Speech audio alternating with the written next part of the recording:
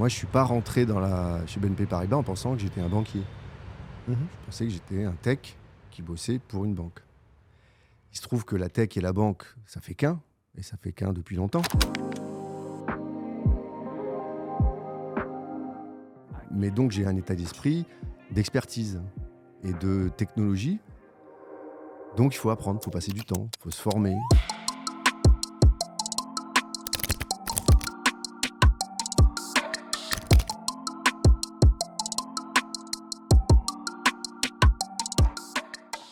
Bonjour Jean-Michel, comment ça va? Ça va bien. Ça va bien? Ouais. T'as trouvé facilement les bureaux? T'es venu comment?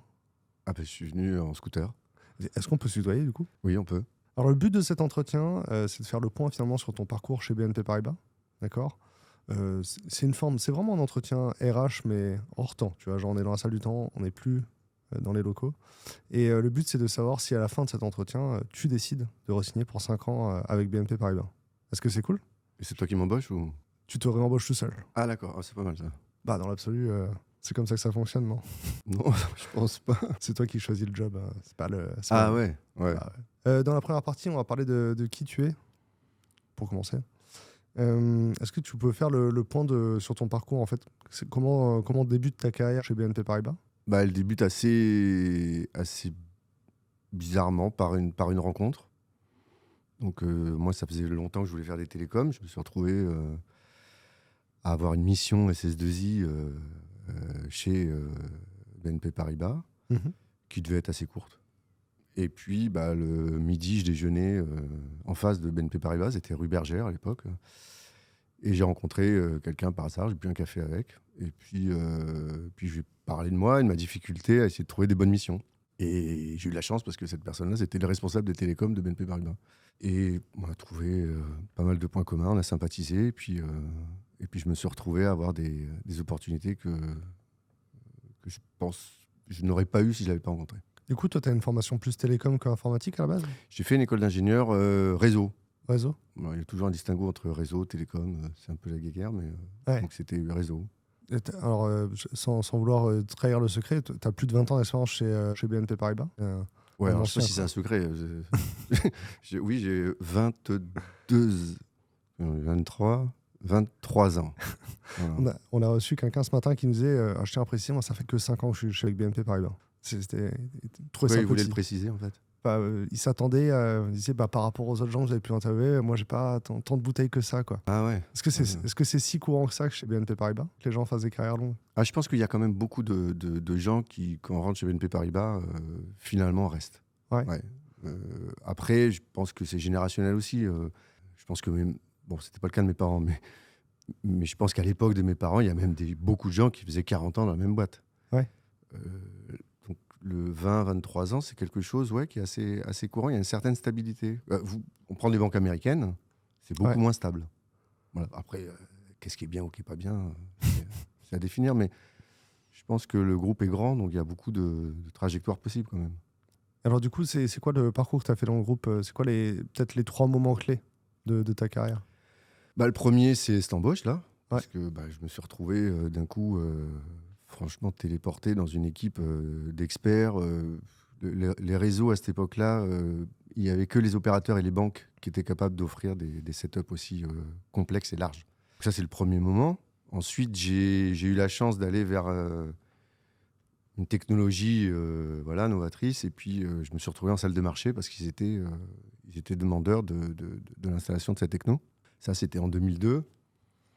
Et là, bon, c'est un autre monde qui s'ouvre, quoi, complet. C'est notre manière de voir le boulot, c'est une autre vitesse, une autre implication. Donc, j'ai complètement changé ma manière d'être profondément dans un job. Après, il y a eu pas mal de jobs.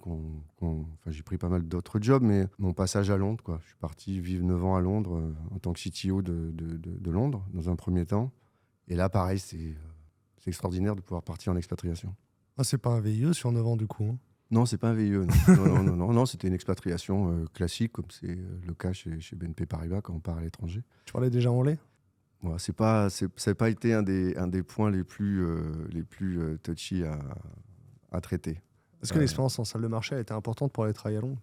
Bah oui, parce que Londres était la plus grosse salle de marché en Europe à Ouais. l'époque. Donc place de marché. Donc clairement, c'était difficile de cumuler une expatriation, une nouvelle culture, de nouvelles équipes, et puis le fait qu'on découvre les activités de marché, ouais, je pense que ça aurait été quand même compliqué. Et le réseau à l'époque, c'était important parce qu'il y avait un vrai enjeu de performance au niveau du réseau, quoi.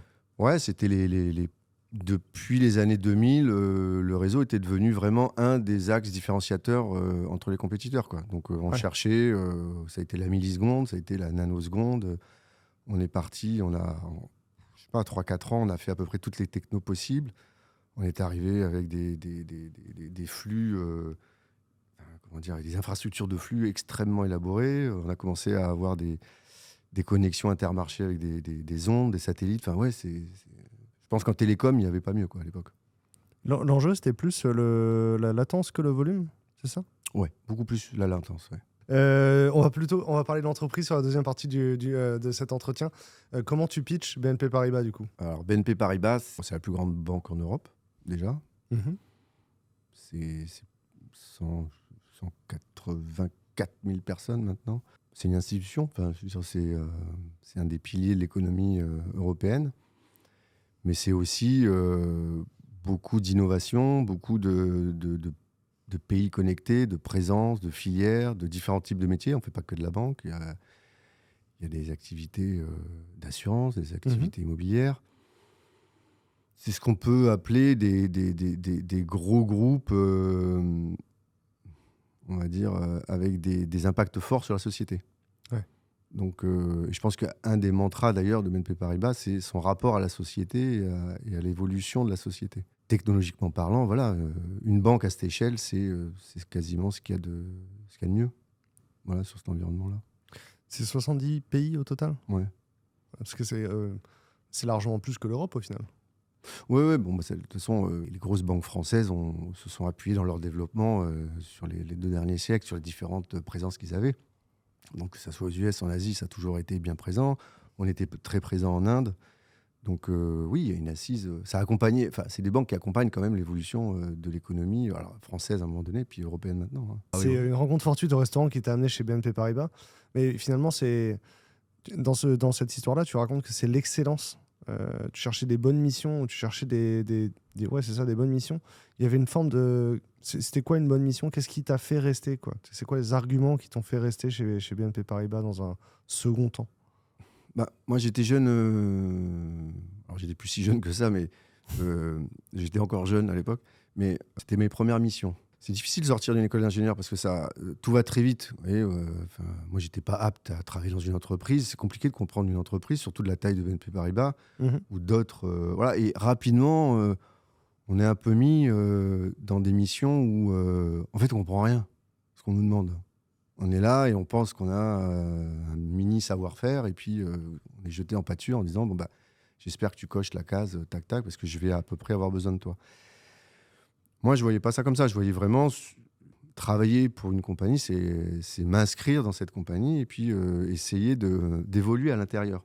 Et pour les télécoms, c'est très très long d'obtenir un savoir-faire,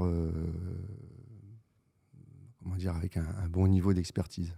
C'est long. Ça se fait pas, et c'est pas à l'école qu'on l'apprend, ça.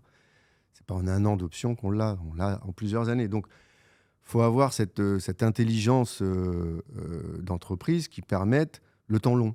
Et le temps long, c'est il faut travailler, mais il faut aussi pouvoir se former, il faut travailler à son réseau, il faut travailler à l'interaction avec d'autres types d'activités. Et ça se fait pas en 6 mois. Et donc, moi, j'étais en société de service, et c'est vrai que j'ai pas du tout apprécié ce passage en société de service à cette époque-là. J'ai rapidement voulu avoir un rapport plus direct et comprendre le sens de ce que je faisais. Ouais. Donc tu cherchais une société où tu sois aligné avec les valeurs et où tu trouves du sens. Et ce qui te bloquait, c'était peut-être il te manquait quelque chose pour avoir plus d'impact sur la société, c'est ça? Ouais, parce que j'étais pas, et je le dis vraiment humblement, j'étais pas très bon au début. Ouais. Je sortais, je n'ai pas fait une école extraordinaire. Intrinsèquement, l'entreprise a été plutôt sympa de m'embaucher que... Oui, je n'étais pas attendu sur le marché avec une pancarte, quoi. Je trouvais un job, ce qui est déjà bien. Mais moi, je voulais plus. Je voulais quelque chose qui amène de la valeur, et pour l'entreprise et pour moi-même. Donc, voilà, on progresse à deux, quoi. Et comment on passe de jeune ingénieur à CTO Group? C'est quoi C'est quoi le moment clé ou la recette peut-être? La recette, ça, je ne sais pas s'il y a une recette. Bon, déjà, si j'ai un conseil du coup à donner, c'est qu'il y a quand même des périodes un peu des incontournables. C'est-à-dire, vous sortez d'une école d'ingé pendant 10 ans, c'est là où il faut quand même accélérer, quoi. Ouais. Oui, vous n'allez pas vous réveiller à 48 ans en disant tiens, j'aimerais quand même arracher un job, quoi. Ouais. Donc pendant 10 ans, il faut quand même y aller avec un rythme voilà, soutenu. Le soutenu étant, faut pas se perdre dans le travail, mais voilà, faut prendre les balles, quoi. Ok. Moi, j'aurais tendance à dire que on fait un métier d'expertise, de technique, de la technologie. Donc, faut être bon en technologie.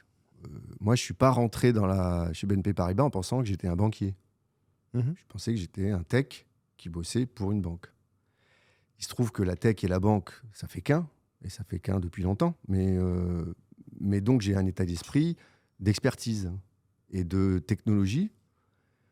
Donc, il faut apprendre, il faut passer du temps, il faut se former, il faut acheter des bouquins, il faut regarder Internet. Alors, à l'époque, moi, c'était des bouquins, mais maintenant, il n'y a plus rien qui se fait sur les bouquins. Mais voilà, c'est ça. Donc, et il faut peu à peu amener des solutions.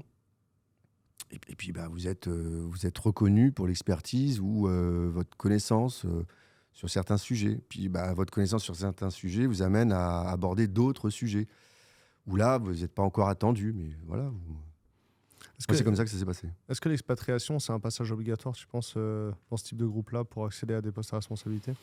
Non, je ne pense pas que ça soit obligatoire. Par contre, et pour l'entreprise et de manière personnelle pour soi, c'est tellement enrichissant que ça en devient presque obligatoire. Il y a des gens c'est un accélérateur de carrière, quoi.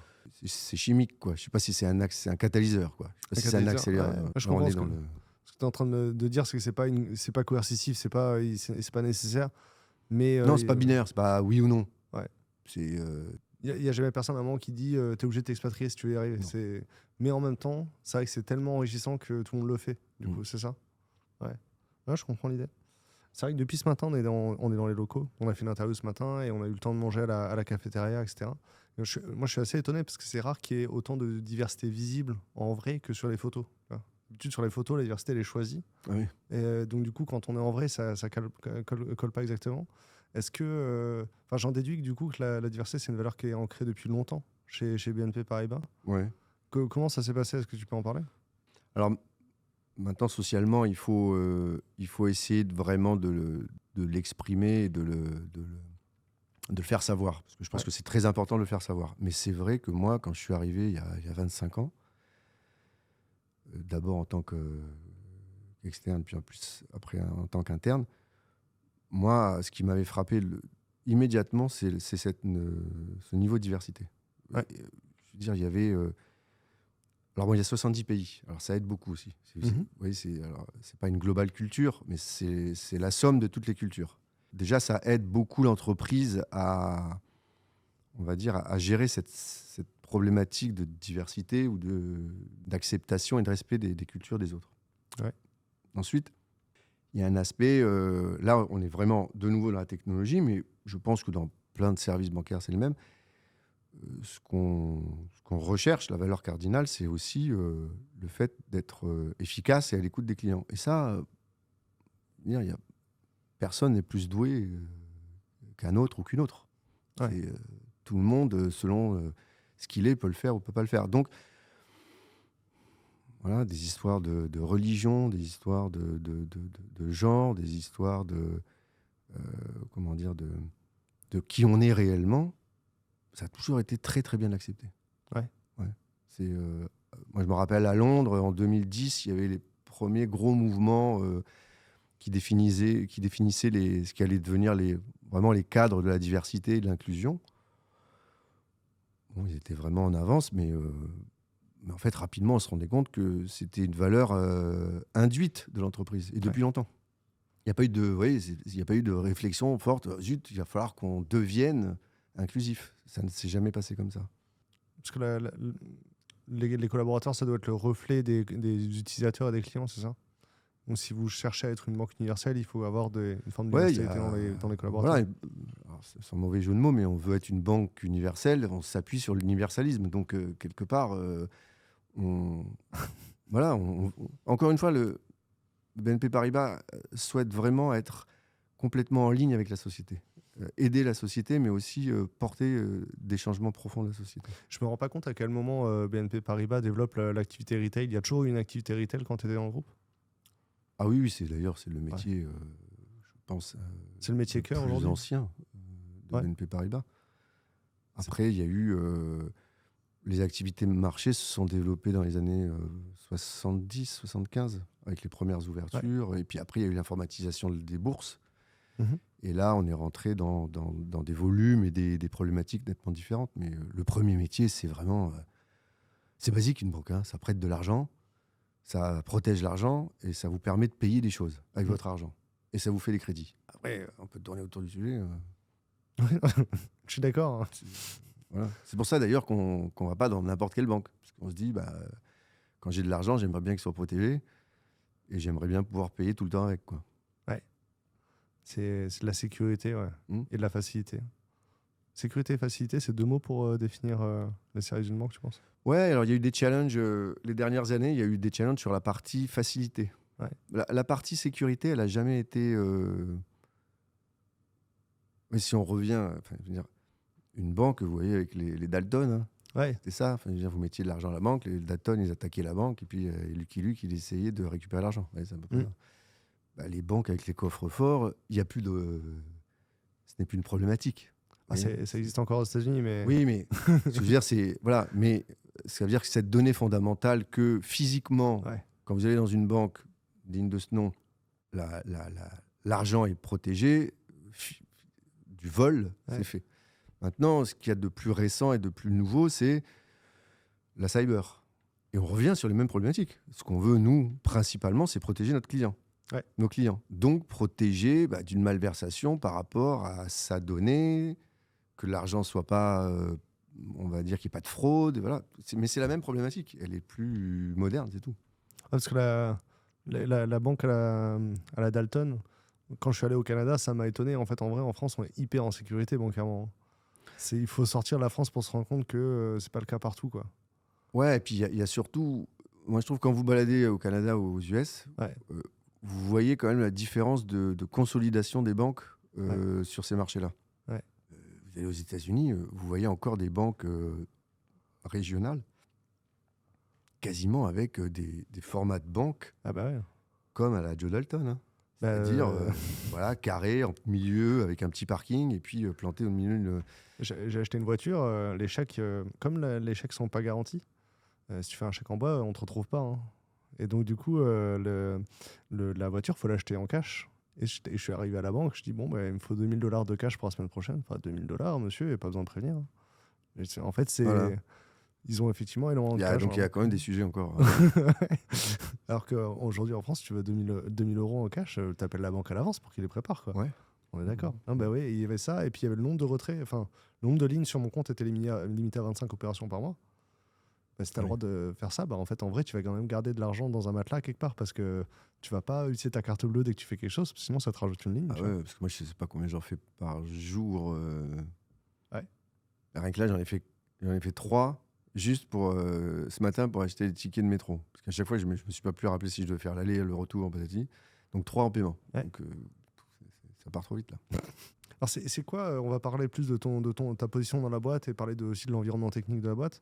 C'est quoi ton rôle à toi en tant que CTO du groupe? Parce que le titre de CTO, il varie beaucoup d'une boîte à l'autre. Ça varie pas trop, mais il y a deux différences. Il y a une différence notable entre le CTO d'une startup et le CTO d'une banque, grosso modo. Et après, sur le marché, le CTO d'une entreprise dans un CAC 40, ça va être à peu près pareil, je pense.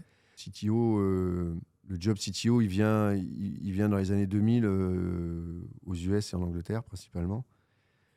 Et après, c'est vrai qu'il est venu se télescoper avec toute l'histoire des startups. Alors, un CTO dans une startup, tu connais bien, dans une startup, c'est plutôt, on va dire, le designer en chef de l'application. Soit mobile, soit le web. Il va être garant de ce lien fonctionnel, de l'attendu, de l'expérience et puis du stack de technologie. C'est à peu près ça. Et puis derrière, il va y avoir des développeurs qui vont mettre en production. C'est peut-être un sujet d'ailleurs notable, une différence notable qu'on peut voir chez nous. Le CTO dans une banque, basiquement, il y a un DSI, donc un CIO, voilà, et puis le CTO, lui, il est responsable du maintien opérationnel de l'ensemble de l'informatique de la banque. Voilà. Alors, c'est quoi le maintien opérationnel ? Ça va être des sujets autour de... Voilà, on a beaucoup d'infrastructures. On n'est pas complètement cloudifié.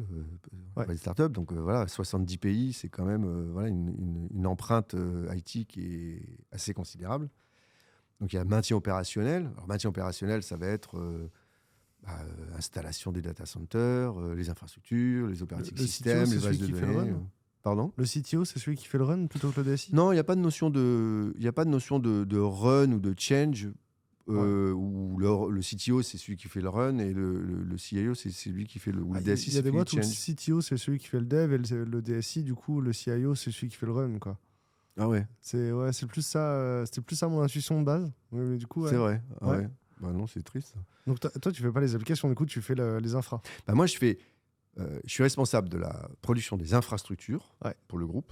Donc, comme je te disais, ça va être les data centers, on part très bas, hein. C'est les data centers, le réseau, les bases de données, l'operating system, le middleware, toutes ces stacks technologiques, mais d'installation. Voilà. Et donc, à l'intérieur de ça, il y a du run, mais il y a du change. Il y a des migrations de data centers, il y a une nouvelle technologie réseau, il y a les operating systems, il y a de l'automatisation, il y a tout ça, cette partie-là. Et ensuite, moi, je suis garant on va dire, du footprint applicatif. C'est-à-dire, si je résume, le métier des développeurs et les business analysts traduisent ça en application, et moi, je maintiens les applications. Donc, je les mets en production, je gère la résilience, c'est-à-dire la stabilité ou la sécurisation, qu'elle soit available selon les critères qu'on nous aura donnés. Alors maintenant, c'est grosso modo du 24/7, hein, donc c'est assez simple. Je suis garant de la performance. Je suis garant de l'intégrité. L'intégrité, ça veut dire que, grosso modo, la donnée et la manière dont ça fonctionne ne soient pas altérées par une mise en production, par une attaque, choses comme ça. Donc ça, c'est vraiment... Je m'occupe de la production. Donc je suis le Ops de DevOps. Voilà, complètement. Et ensuite, je suis garant aussi de la production de la sécurité.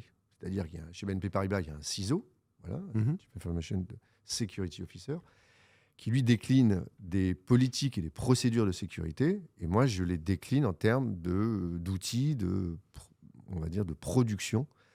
Ça peut être les antivirus, ça peut être les systèmes qui te permettent d'accès, ça va être les Active Directory, ça va être on va dire les setups anti-DDoS, etc.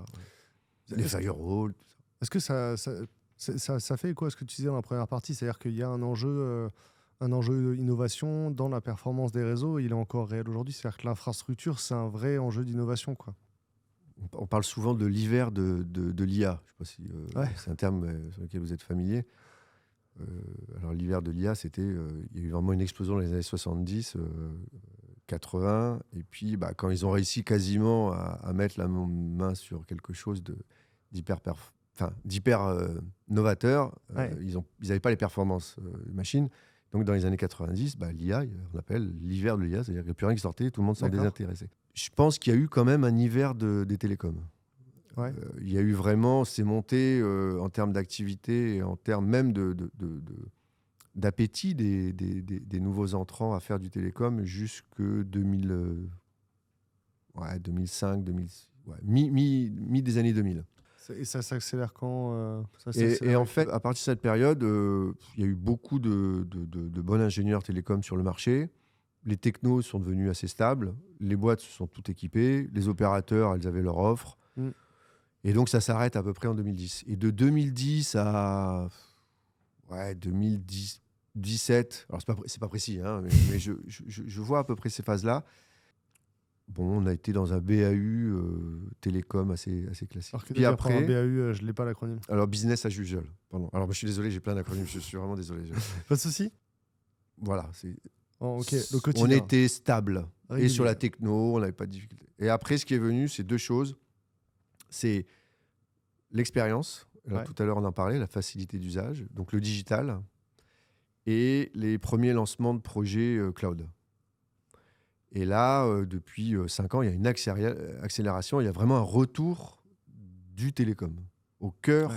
de tout. Alors pourquoi ? Parce que dans tout ce qui est, par exemple, banque de détail, retail, avec les applications, ben, on se retrouve avec et des volumes et des attentes des clients, des customers, où on a quasiment des besoins et des setups qui sont quasiment identiques à ce qu'on pouvait trouver en salle de marché.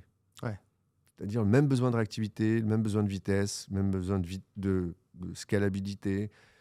On est dans du multi-produit largement déployé.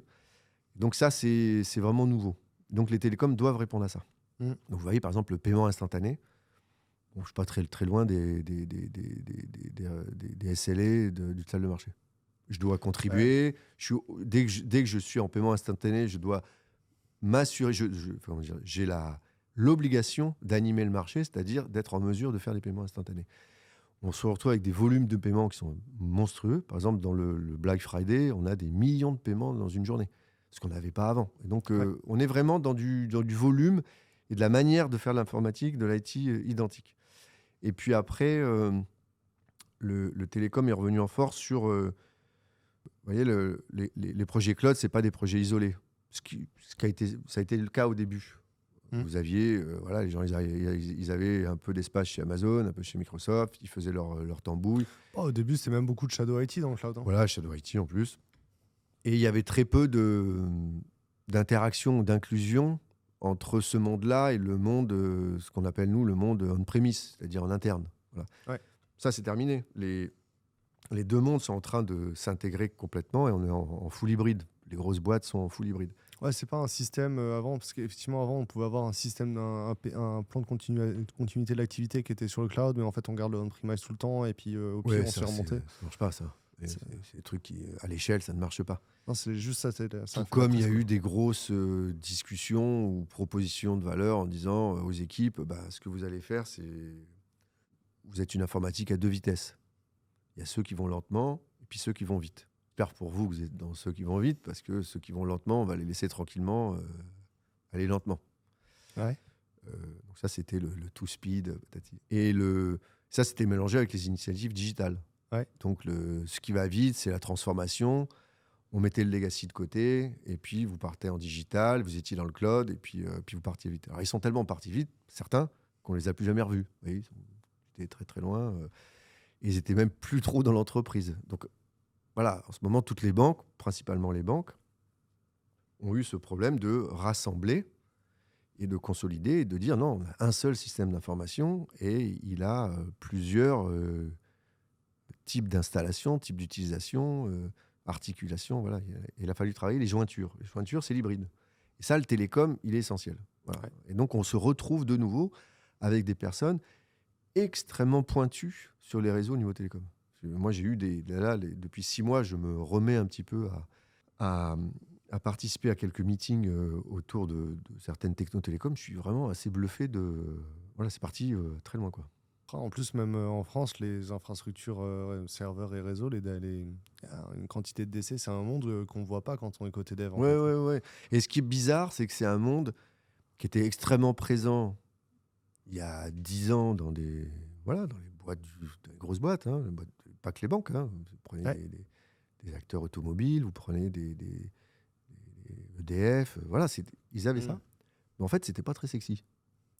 Et c'est devenu sexy à travers le cloud. Il s'avère qu'il y a un moment où c'est devenu une commodité de déployer son application sur Internet. Au début, on était obligé d'avoir des machines chez nous et de mettre notre connexion sur on utilisait notre ADSL et notre fibre pour brancher nos serveurs, même pour du e-commerce. Quoi. Oui. Et il y a un moment où mettre une application sur Internet, c'était devenu une commodité. Et finalement, du coup, les soucis de performance et de scalabilité, c'était plus notre souci, c'était le prestataire, c'était l'infogérant, etc. Et puis maintenant, ça redevient un sujet proéminent et où on veut récupérer l'expertise, quoi. Il y a ça, et puis il y a... on en revient à ce qu'on disait tout à l'heure, il y a deux gros sujets qui reviennent. Hein. C'est premièrement la cyber. Ouais. Donc, vous mettez la cyber avec tout ce qu'il y a à faire pour protéger un environnement. Les investissements sont très lourds. Donc, avec pour conséquence que ce que vous aviez l'habitude de faire peut-être par vous-même, vous n'êtes pas en mesure de le faire. Trop compliqué. Vous n'êtes pas à un niveau industriel qui le permet. Et puis, il il y a le côté aussi résilience opérationnelle. Vous voyez, on a eu je vous parlais de 2017 parce que tous les plans digitaux, ils sont apparus à peu près, la transformation digitale, elle est apparue à peu près en 2017. Voilà, c'était vraiment l'année 2017 où toutes les banques étaient massivement, je ne sais pas si je peux utiliser le terme attaquées, mais challengées par les néobanques. Ouais. Qui disaient on va révolutionner la banque, voilà, les institutions n'ont jamais rien compris aux customers. Bon. Il y avait une part de vrai là-dedans, c'est qu'on n'avait pas pris le parcours client de la bonne manière, ou du moins la bonne manière, à la manière qu'il fallait le prendre en 2017. Quoi. Mais maintenant, je pense que tout le monde est à peu près au même niveau. Vous voyez, vous prenez même une grosse banque, l'application iPhone d'une grosse banque ou Android, ça va, il y a à peu près tout. Quoi. Il y a plus c'est plus le gros différenciateur. Le gros différenciateur maintenant, et on l'a vu avec le Covid, c'est qu'à un moment donné, les gens ils veulent que ça marche tout le temps. Ils ne peuvent pas se dire bah tiens, aujourd'hui, ça ne marche pas. Pendant 6 heures, pendant 8 heures, pendant 24 heures. Et donc, il y a une sorte, on va dire, de résilience et d'opérationnalité qui est revenue sur le devant de la scène. Et donc, si on combine la cyber et le besoin d'avoir des applications, d'avoir un service qui marche tout le temps, jour et nuit, parce que j'en ai besoin, parce que bah, moi-même, je me suis mis à vivre avec cette capacité à payer à n'importe quel moment, à, on va dire, onboarder peut-être de nouveaux clients à n'importe quel moment, ce 24/7, ouais. Et ça fait qu'il y a notre manière de fonctionner. Et le cloud a été une réponse, mais ça a été aussi un frein et un risque. Et donc, on se retrouve maintenant avec des systèmes d'information et des objectifs et des ambitions autour du système d'information qui sont nettement plus hybrides, qui prennent le meilleur un peu des deux mondes. Quoi. Voilà. Ouais. Vous avez des formations en interne pour le Z2S. C'est quoi une semaine type pour toi aujourd'hui? Comment tu répartis ton temps? Comme je peux. Bon, il y a beaucoup de... Non, il y a des revues de... Avant de parler peut-être pour répartir mon temps, il faut que j'explique à quoi je sers dans le dispositif. Parce que sinon, je passe beaucoup de temps à résoudre des problèmes quand même. Donc, résoudre des problèmes, ça ne veut pas dire que c'est un problème bloquant, mais c'est un problème qui nous stoppe ou qui nous empêche d'avancer à la bonne vitesse. Quoi. Donc, le temps que j'essaye de dédier aux équipes ou à l'organisation, c'est un temps autour de soit des problèmes d'incidents et des résolutions d'incidents, parce que voilà, c'est mon métier premier et je trouve complètement normal d'y passer du temps. Voilà, ma mission, c'est de faire en sorte que ça marche. Donc, j'ai du temps passé. Mais ce n'est pas du temps planifié. Ça serait assez bizarre de planifier le temps que je vais passer à résoudre des problèmes. Quoi. En même temps, des incidents. Quoi. Là, on est en enregistrement. Si la prod elle tombe, c'est pas toi qui va courir la remonter. Quoi. Oui, mais si la prod tombe, tu verras que tu ne me verras plus. En fait, il y a des gens qui vont rapidement, l'interview sera une interview un peu solitaire. Quoi. Non, je passe du temps là-dessus. Globalement, sur mon volume de temps, j'y passe du temps. Après, je passe beaucoup de temps à définir les prochaines étapes. Donc, j'utilise souvent cette image. C'est très difficile, ce métier-là, parce que c'est un métier où il faut avoir on va dire une bonne vision court terme. Voilà. Les bonnes lunettes si tu es presbyte. Voilà. Il faut voir de près, et vraiment de près, parce qu'il y a une réalité, il y a un réel qui est là, et c'est pas que des slides, c'est un réel. Et après, tout ce qu'on doit faire, c'est quelque chose qu'on projette dans les 5 ou les 10 prochaines années. Donc en fait, dans une journée, j'arrête pas de changer ma vision. Donc, vraiment très court terme, long terme. Très court terme, long terme. Donc, moi, je suis quelqu'un qui a tendance à essayer de mettre à plat des stratégies et des visions et à m'attacher à ce que derrière, ça suive. Et c'est là où je vais récupérer pas mal les gens et m'assurer qu'elles ont les moyens de travailler, qu'elles ont les moyens de mettre en place ce que je leur demande. Mais il y a aussi un côté terrain et qui est indispensable. Quoi. Ouais, je comprends. Est-ce que tu as l'impression de passer beaucoup de temps à faire des plans, du coup? Parce que là, quand tu le décris, je m'imagine faire des dossiers, des schémas, etc., des slides. Non, c'est pas des plans. Avant, que j'aimais bien dessiner quand je faisais du télécom. Mais pour la petite anecdote, quand j'étais embauché dans les salles de marché, J'avais eu un déjeuner. J'avais un déjeuner avec le patron de l'informatique de l'époque. Et il avait un vrai problème de performance et il m'avait dit comment tu peux m'aider, quoi, quelque part, c'est ça. Et donc j'avais pris la nappe et j'avais dessiné comment je voyais le truc. Et en fait, il m'a embauché là-dessus, quoi. Il m'a embauché sur le dessin. Donc, après, j'ai fait plein de dessins tout le temps. Mais Et les gens, c'est non, le métier. Ils sont coachs en ça, ils appellent ça la data visualization. ouais, ouais. Je suis plus dessin que Visual PowerPoint. management. Voilà, je n'aime pas les PowerPoint. Voilà. Donc, c'est pour ta question, si tu fais du plan, je ne fais pas beaucoup de PowerPoint. Vraiment très, très, très peu de PowerPoint. J'ai d'ailleurs un message général à passer. Il ne faut pas faire des PowerPoint.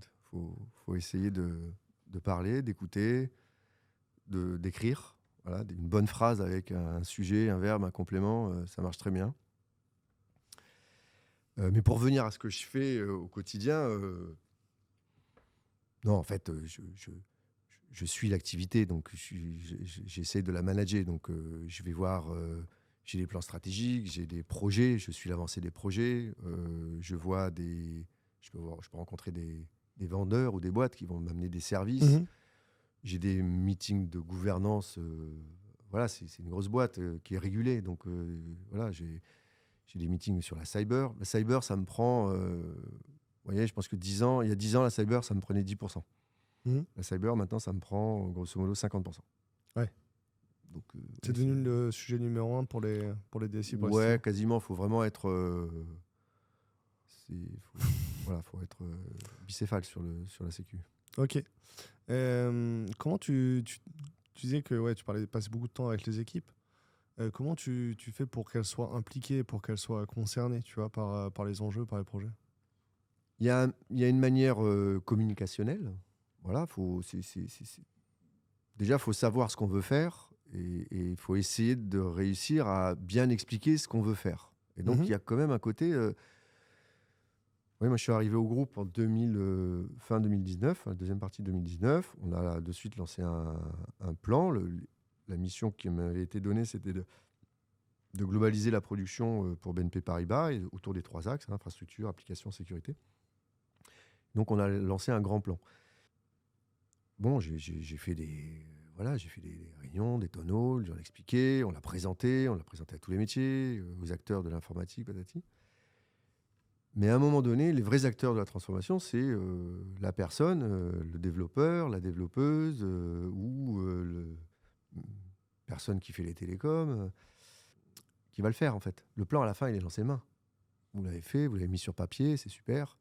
Mais il faut qu'au bout de la chaîne opérationnelle, eux, ils aient compris. Et qu'ils aient bien compris pourquoi on le faisait et comment on pense qu'il faudrait le faire. Et ça, c'est très, très long. Donc, et souvent, le tort, c'est de s'arrêter au mid-management, en pensant que finalement, le relais est fait. Ça ruisselle. Voilà. Et donc, on s'arrête là et on est tout content. On a dit, bah, franchement, le plan, il est bien fait, bien expliqué. Et vous retrouvez à l'intérieur de l'organisation, des gens, ils ne savent même pas de quoi vous parlez, en fait. Ils ne savent même pas pourquoi vous l'avez fait. Ils ont reçu des ordres ou des consignes complètement déformées, exagérées. Et ça, c'est très, très dur. Et donc, déjà, ça prend du temps. Et donc, c'est pas la même vitesse. Vous pouvez, en 3 mois, vous pouvez élaborer un plan, communiquer un plan sur la première strate. Pour que ça descende complètement dans votre entreprise, il vous faut 1 an et demi. Donc, pendant 1 an et demi, vous pensez que ça avance. Et en fait, c'est pas sûr et certain que ça avance. Parce qu'en plus, il y a une boucle de rappel. C'est-à-dire qu'il faut que vous ayez les premiers retours des personnes qui vous disent que ça n'avance pas. La boucle de rétroaction. Voilà. Et ça, c'est très, très long. Donc, il faut... Moi, j'essaye au maximum de tirer les gens par le haut, c'est-à-dire sur la vision et la transformation. Mais par contre, j'essaye d'avoir un maximum de capteurs sur le terrain. Mmh. Voilà. Entre les deux, je délègue. Donc, je délègue complètement à mon management et mon mime-management de tirer, de transformer. Moi, j'ai tendance à dire que j'essaie de prendre des personnes plutôt efficaces. Donc, quelqu'un qui est efficace à un certain niveau, s'ils sont bons, je ne vais pas passer mon temps à contrôler qu'ils sont bons, puisqu'ils sont bons. Je les ai pris. C'est un a priori Donc, qui je est, passe qui pas est mon mort. temps à leur demander alors qu'est-ce que tu as fait. Voilà, donc, c'est pas du temps managérial que je trouve très efficace. Par contre, me balader de haut en bas et d'observer la scène au maximum, de savoir est-ce que ça va, est-ce que ça va pas, et est-ce qu'on peut déloquer. Donc voilà, je regarde en face et régulièrement je regarde, je me tourne, je regarde et je me dis est-ce que je peux aider ou Ouais. est-ce que je peux débloquer les choses pour que les gens à qui j'ai demandé de faire quelque chose aient les moyens d'aller à la vitesse à laquelle je souhaite qu'ils aillent. Comment ça s'appelle en qualité, tu sais, les promenades que tu fais dans une usine avec un board et tu notes toutes les infrastructures? C'est des Gemba Walk, c'est ça? Oui, je crois que c'est ça, ouais. Ouais. Est-ce que tu peux faire ça dans une DSI? Tu rentres dans un bureau puis tu discutes avec les gens au hasard? Alors sans le papier, parce que ça fait un peu quand même... Mais oui, oui, c'est ce que je fais. Ouais. Et les gens sont très contents, Et je tu pense, t'as de, parlé. de réussir à exprimer. Je trouve qu'il y a ce besoin-là pour deux raisons, principalement. Ouais. Premièrement, on parle qu'on fait des métiers technologiques, mais à un moment donné, vous accumulez les secteurs technologiques. Moi, je ne suis pas omniscient. Donc, vous voyez, j'ai un nombre de technos, je ne les connais pas toutes. Ce n'est pas possible. Donc, il faut bien à un moment donné que je me fasse une opinion. Donc, parler à la personne qui manipule l'objet, la matière première technologique, c'est hyper important. Ça ne veut pas dire que vous allez mieux comprendre, mais ça veut dire au moins que vous avez des premiers réflexes, parce que vous avez quand même été aussi dans ce métier-là. Et donc, vous réussissez à analyser, savoir si c'est quelque chose qui nécessite plus d'investissement, c'est quelque chose qui peut poser problème, est-ce que c'est incidentogène, patati. Donc ça, c'est le premier point. Puis le deuxième point, c'est si vous n'allez pas au-devant des personnes sur les process, voilà, nous, on a une grosse initiative de simplification des process. Je suis plutôt très, très porté sur la simplification de la boîte pour que les gens passent le moins de temps possible à faire ce qui n'est pas utile pour la boîte. Donc que ça soit pour un ingénieur de production ou quelqu'un qui fait du développement, j'estime qu'il devrait passer 90% de son temps à ne faire que ce à quoi il a été embauché. Ça, c'est un vrai boulot, parce qu'on est des grosses entreprises. Je ne dis pas qu'on est une administration, mais voilà, c'est compliqué. Les boîtes, les process sont compliqués. On demande de plus en plus de contrôle aussi, parce qu'il faut fournir des preuves comme quoi c'est sous contrôle, stable, patati. Mais ça nous amène à complexifier les process. Alors, je peux essayer de simplifier les process en regardant le process d'avant et en n'interrogeant pas les personnes qui vivent le process. Je peux le faire. Mais n'empêche que j'aurais loupé la réalité du problème. La réalité du problème, c'est qu'il y a des gens qui, parfois, dans les process que moi-même j'ai pu mettre en place dans le passé, deviennent fous. Vous voyez ? Ouais. Donc ça, c'est un gros, gros sujet. Et alors vraiment, on a fait des progrès incroyables. Je pense qu'on est vraiment, pour une banque, encore une fois, c'est une banque. Et donc je rappelle, la mission première d'une banque, c'est que l'argent soit disponible et bien protégé. Donc on a quand même beaucoup de choses à faire. Mais pour une banque, en interne comme en externe, je pense que la simplification et la digitalisation nous a fait un bien fou. Voilà, on est quand même vachement plus agile et c'est moins horrible au début de venir travailler chez nous. Je pense même que ça devient de plus en plus simple. Alors, Ouais. c'est plus simple d'arriver dans une start-up. C'est vrai. C'est plus simple. Vous arrivez, vous avez un laptop en 10 minutes, patati. Mais je pense qu'il y a moins de challenge aussi. C'est quand même assez incroyable d'aller vite, d'être technologiquement au point, Ouais. dans une infrastructure et dans une entreprise aussi grosse, aussi importante, avec un poids aussi important. En vrai, je suis pas sûr parce que enfin, les trois quarts des startups où j'ai bossé moi, déjà, tu arrives le premier jour, il n'y a pas forcément de machine, on a oublié de t'en acheter une, tu vois. Donc, tu n'as pas la bonne machine ou une autre machine. Tu installes ton environnement de développement, mais la documentation, elle n'est pas à jour. Le README, il a été fait il y a 4 ans. Alors que moi, j'imagine, en tout cas, toutes les expériences que j'ai eues dans les grands comptes, déjà, tu arrives, tu as une machine qui a été masterisée par un service IT qui est très compétent. Et puis, ton environnement, il y a des ingénieurs qui ont pris le temps de le préparer. Je sais pas, tu travailles dans un Docker, tu as un README, une documentation qui est carrée. J'imagine en tout cas que les grands groupes, en vrai, vu que les gens ils changent beaucoup plus dans les équipes, alors que dans une startup, des fois, c'est le même bonhomme qui est là depuis 2-3 ans et puis ça marche sur sa machine, tu vois. Est-ce que cette intuition-là, tu crois qu'elle est vraie ou pas? Je pense qu'elle est de plus en plus vraie. Ouais. Parce qu'au niveau des startups, ça s'est complexifié un peu aussi. Non, mais c'est vrai. On leur demande aussi plus de... ils commencent à resserrer un petit peu leur niveau cyber. Vous voyez, je veux dire. Puis les startups, c'est pas Facebook. Hein. Facebook, il déploie Exactement. vite, mais nous, on n'est pas Facebook. Hein. Exactement. Et côté bancaire, ça s'est quand même beaucoup amélioré parce qu'on a simplifié. Voilà. Par exemple, vous arrivez chez BNP Paribas, bon, déjà, vous avez le choix entre un laptop Windows ou un Mac. Vous voyez, un développeur ou quelqu'un qui fait de la production, s'il a envie d'aller sur du Mac, il va sur du Mac. Avant, c'était pas possible, ça. Oui, c'était quelque chose. Donc, on a eu des courbes qui se sont croisées. Ça a été à un moment donné, par exemple, l'inverse. Moi, je sais, quand j'ai commencé, j'arrivais avec mon. J'utilise un terme de militaire, mais j'arrivais avec mon pactage technologique de BNP Paribas. Ouais. J'étais vu comme un ovni. J'avais un laptop. En 98, tout le monde n'avait pas un laptop. Ouais. J'avais un BlackBerry. Et alors, bon, ça parle plus beaucoup aux gens, BlackBerry, mais à l'époque, il n'y avait pas beaucoup de gens qui avaient des BlackBerry. Ouais. Et autour de moi, c'était vu. Je pouvais me connecter en remote. Ouais. Le remote a été quelque chose qui est à l'IT et à la production informatique qui est assez vieux maintenant. Et puis après, il y a eu ce virage iPhone, tablette, patati, où là, le côté sexy, il était chez le customer. Il était chez le particulier. Ouais. Là, moi, je pense que maintenant, on est complètement balancé, quoi. En vrai, je me rappelle avoir fait un stage où dans l'équipe, il y en avait un qui avait un laptop et il avait sa carte monétique qui était dans le laptop. Et il avait l'air méga cool. Alors quand j'avais ma carte que je rentrais dans un lecteur sur mon bureau et j'avais une tour. Et effectivement, il avait justifié l'achat, le fait qu'il fasse beaucoup de réunions et qu'il sorte beaucoup du bureau. Il avait dû justifier auprès du service informatique pour l'avoir. Alors que maintenant, plus personne ne travaille avec des tours. Il y a eu ça qui a bougé. Tu parlais de la mise en prod aussi tout à l'heure. Moi, j'imaginais qu'aussi dans les salles de marché en particulier, la mise en prod, elle va vite. Parce que s'il y a une erreur en production, il faut la corriger rapidement. Ça coûte de l'argent d'avoir des erreurs en production. Ouais, mais alors là, je voudrais en profiter pour enlever une croyance ou un ancrage. Aller vite pour une mise en production, ça ne veut pas dire que les développeurs et les développeuses vont faire les mises en production. Ouais. C'est pas comme ça que ça marche. Alors c'est ça. Michel l'intégrateur, existe-t-il encore Il y a quand même des étapes dans une mise en production, même si elle est automatisée et qu'elle va vite. Ouais. Et à chaque niveau d'étape, il y a un rôle particulier. Donc le dev doit développer et fournit le code.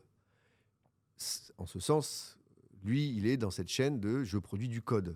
Une fois que le code est produit, vous avez ce côté DevOps qui apparaît et qui va mettre en production. Mais encore, n'oublions pas que le métier de quelqu'un qui fait de la production, à la production, principalement à la production applicative, le métier, c'est intégrité, stabilité, performance. Et donc, on ne met pas n'importe quoi. Il faut quand même contrôler un minimum ce qu'on met en production. Ouais. Et donc, tout l'enjeu, c'est d'arriver quasiment sur du temps réel, voilà, de pousser en prod, voilà, mais tout en gardant ses prérogatives de production. Et donc, avant, par exemple, on avait des mises en production avec des changes. C'est pas parce que je dois aller vite que je dois enlever le fait de faire des changes et d'écrire ce que je suis en train de faire. Ouais, et puis je m'attends aussi à ce que ce soit testé, hein, parce que c'est pour mettre en production un bug à la place d'un bug, ça c'est pas efficace, quoi. Voilà. Mais ouais, effectivement, alors, du coup, en salle de marché, effectivement, vous étiez déjà très outillé sur le build et sur le déploiement. Ça s'est généralisé à l'ensemble de la banque aujourd'hui, tu penses ? Oui, complètement. Oui. Ouais. Complètement. Alors, il y a encore des applications. Vous prenez des applications. Nous, on ne fait pas que du développement interne. Ouais. On prend des logiciels, on prend des boîtes. Et eux-mêmes ne sont pas... Peut-être qu'ils sont en DevOps ou peut-être qu'ils ne le sont pas. Mais en l'occurrence, moi, ce que j'obtiens d'eux, c'est des releases. Voilà. Donc, de temps en temps, je reçois une nouvelle release. Enfin, plus que de temps en temps, d'ailleurs. Mais je reçois des nouvelles releases, il faut les implémenter. Bon, ça, c'est... c'est pas du DevOps pour l'entreprise. C'est que de l'Ops. Ouais, puis en plus, aujourd'hui, avec la cybersécurité, en vrai, mettre à jour les machines... Il faut regarder le code. Voilà. Donc là, maintenant, par exemple, ce qu'on nous demande de plus en plus, c'est que dans les chaînes DevOps, vous aviez un passage autour de... on inspectait le code pour voir les vulnérabilités. C'était un process asynchrone. C'est-à-dire que le code était produit, et puis dans le process DevOps, vous regardiez le code, puis vous aviez des retours qui étaient faits... aux équipes de développement, et puis il fallait corriger ça dans la version d'après, patati. Maintenant, ce qu'on veut, c'est du direct. C'est-à-dire que le dev va coder. Au fur et à mesure, j'imagine qu'ils vont même avoir des apports avec du chat GPT sur du code.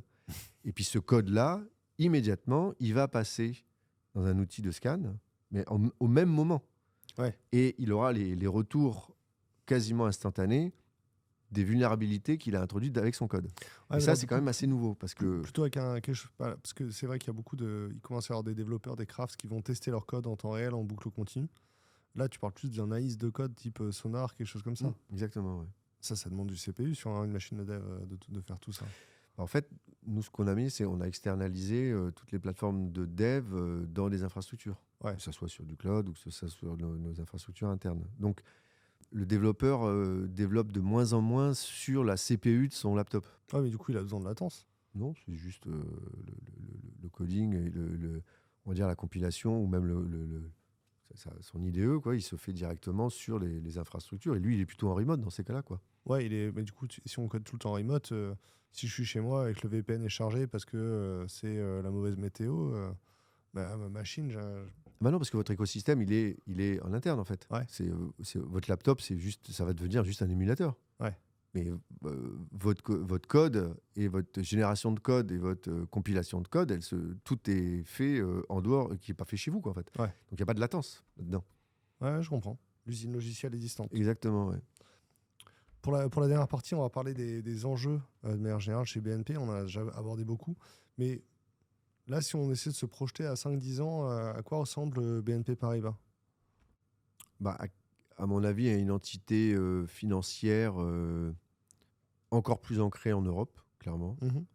Et puis, avec des piliers forts autour de la relation cliente et customer pour aider, alors vraiment aider à accompagner la grosse phase de transformation sociétale, qu'on disait. Alors, il y a des enjeux autour du climat, il y a des enjeux autour même des investissements très forts à réaliser. Il y a un plan qui existe qui, à mon avis, traduit bien cette volonté et à quoi on veut, vers quoi on veut aller. C'est un plan qui s'appelle le plan GTS, qui va jusqu'à 25, et je pense qu'il prendra une autre forme sur l'autre partie des années 2020, quoi, 2025-2030. Jusqu'à 2025, ouais. Ouais, pour l'instant, c'est 2025, mais je pense que de toute façon, ces thèmes vont s'accélérer, donc ils prendront une autre forme, mais je pense que les objectifs seront à peu près les mêmes. GTS ? Alors, le GTS, c'est le G, c'est pour growth, Ouais. le T, c'est pour technologie, et le S, c'est pour sustainability. Alors, le growth, ça prend à peu près tous les vecteurs de croissance. Ça peut être des croissances compagnie, donc ça va être des croissances de revenus, mais ça va être de croissance de volume. Alors, on parlait des paiements tout à l'heure, par exemple. C'est vrai qu'il y a une fantastique augmentation et changement autour des paiements. Je veux dire, les plateformes de paiement sont redevenues quelque chose d'hyper stratégique pour une banque. À un moment donné, je pense que c'était très stable avec les cartes. Là, vous en avez à peu près partout. Vous allez avoir le direct, le B2B2C sur du paiement. Vous avez des paiements de compte à compte qui vont intervenir. Toutes les plateformes sont reconnectées autour de ça. Donc, on a un usage autour des plateformes de paiement. Et puis après, vous avez les volumes. La société croît fortement au sens propre comme au sens figuré. Et donc, c'est comment on accompagne la croissance de nos clients.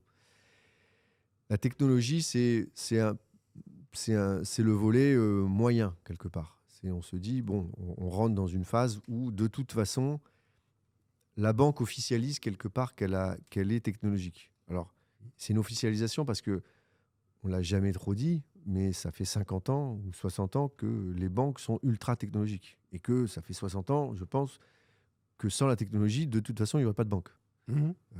On parlait des mainframes tout à l'heure. Les premiers mainframes, ils sont arrivés fin des années 50. Il y avait des mainframes chez BNP Paribas. Il n'y en avait pas beaucoup en Europe. Alors, c'était BNP à l'époque, même pas BNP, mais c'était des investissements extrêmement lourds. On parlait des télécoms. Bon, les premiers gros investissements télécoms, ça a été les banques. Et les banques, ce qui est rigolo, c'est que les banques ont prêté aux opérateurs pour que les opérateurs se mettent en place et qu'elles fournissent des services dont les banques avaient besoin. Vous voyez, donc, il y a une intimité très forte entre banques et opérateurs sur la croissance des télécoms. Et donc la technologie doit nous amener à résoudre ces problématiques de croissance on va dire, d'expansion de l'activité. Mais aussi, elle doit nous amener à résoudre des problèmes. C'est pour ça que le T est important, placé au milieu. Il doit nous amener à résoudre des problèmes, c'est-à-dire la sustainabilité. C'est-à-dire comment on fait pour croître tout en diminuant globalement notre empreinte carbone. C'est une vraie question quand même, parce que c'est plutôt antinomique, c'est plus, je crois. Et donc la technologie, elle est là pour nous permettre, par des effets de consolidation, des effets d'optimisation, des effets de mesure, c'est-à-dire je suis capable de fournir exactement ce dont tu as besoin en IT, là vraiment on parle d'IT, Ouais. pour répondre à ton besoin. Et donc il y a une notion d'optimisation, d'efficacité, d'efficiency en anglais, qui sert le propos sustainable. Et puis sustainable, c'est aussi de créer des produits qui durent dans le temps. Il y a une notion de durabilité. Voilà, donc c'est vraiment... toute l'entreprise, elle est tournée autour de ça. Et GTS, c'est pour l'ensemble de BNP Paribas Group Pour l'ensemble ou, de ou c'est BNP pour- Paribas c'est et pour sur l'IT? l'ensemble des... Non, l'IT, on va dire, est une partie fondamentale du T. Ouais. Voilà, clairement. Mais l'IT a son GTS aussi.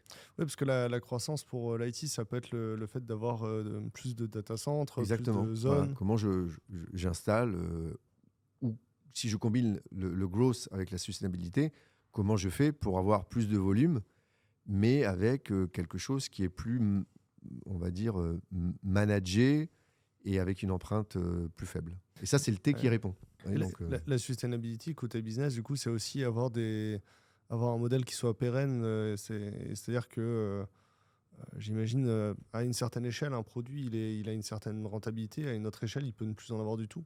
C'est essayer de comprendre. Voilà, par essayer design, ça d'arrêter les aussi, choses aussi. Il faut savoir arrêter. C'est compliqué d'arrêter. Ouais. D'arrêter des systèmes, la notion d'obsolescence, faire durer potentiellement des assets un peu plus longtemps. Ouais. Oui, c'est des vrais sujets. Est-ce que j'ai besoin de remplacer tout le temps? Ouais. Et en même temps, c'est là où c'est compliqué, c'est que vous avez la cyber. Et donc, la cyber n'aime pas l'obsolescence. Et donc, c'est tout ça qui est compliqué à mettre en musique, quoi. Une vieille version de Windows, on n'aime pas. Voilà. La cyber, elle veut mettre à jour. Si tu dois convaincre, admettons, tu es en société, dans ton cercle non pro, quoi, et tu dois convaincre un ami, un ingénieur de rejoindre BNP, c'est quoi les arguments que tu utilises dans ce cercle-là? S'il y a 3 arguments que tu utilises, tu vois. Qu'on est sympa. Non, je pense que ce que je dis tout simplement, je dis que c'est une entreprise avec énormément d'opportunités. Ouais. Opportunités humaines. Ouais, c'est une compagnie, c'est pas juste le nom, mais c'est pas non plus que les gens. C'est tout en fait. C'est pour ça que vous posez la question pourquoi on reste si longtemps. C'est un mystère de rester si longtemps.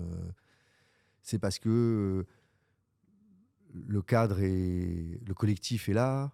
Vous avez rencontré des gens super qui sont plus que des collègues. Ça fait partie de votre vie à un moment donné.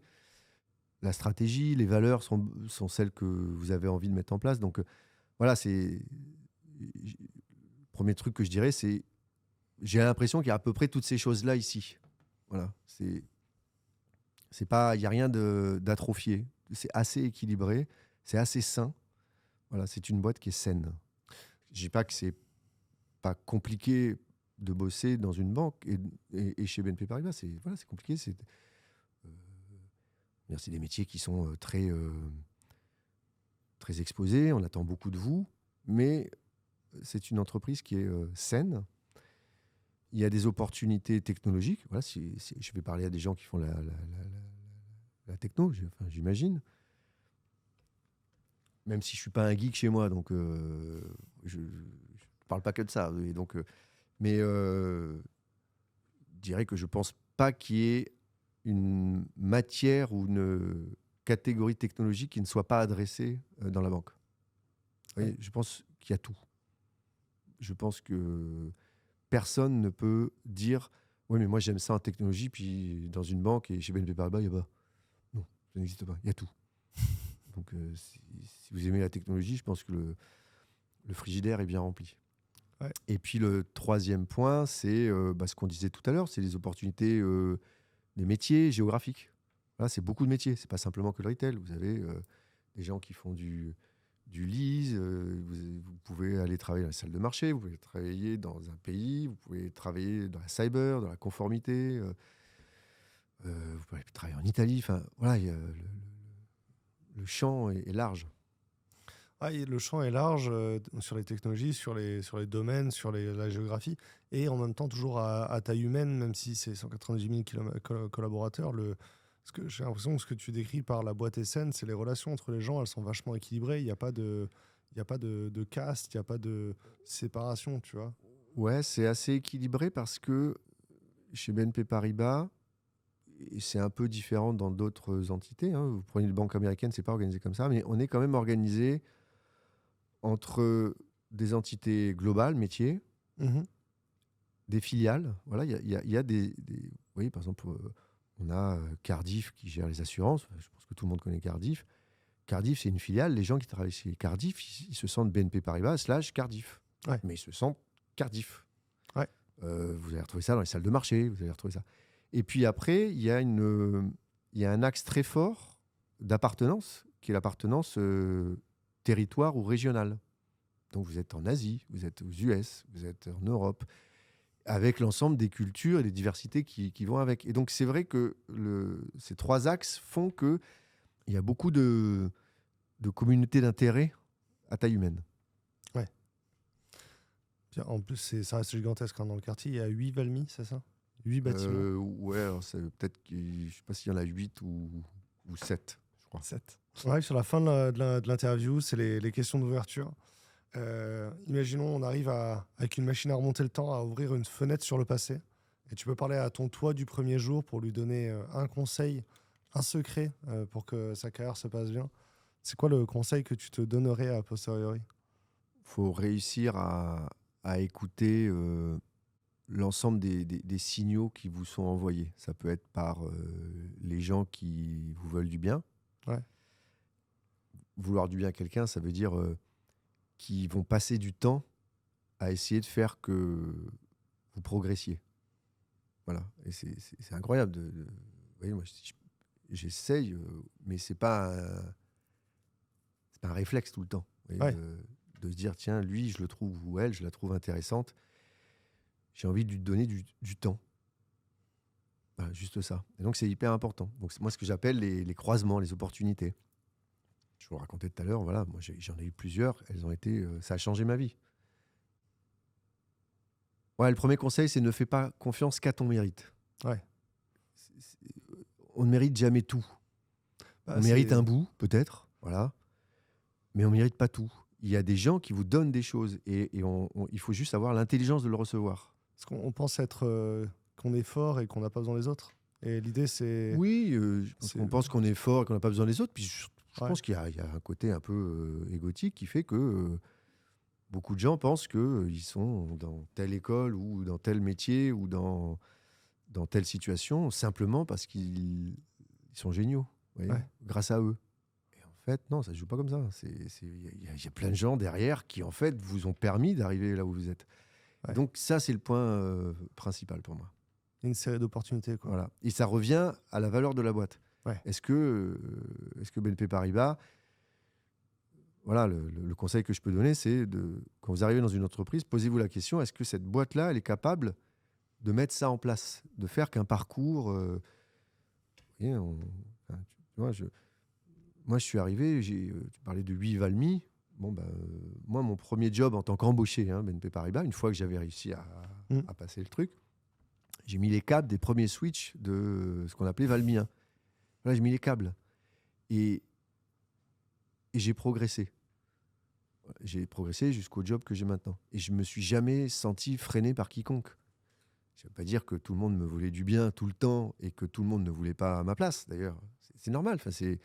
Chacun a sa propre trajectoire. Et donc, à un moment donné, il y a des télescopages de trajectoire ou d'ambition. Et c'est normal.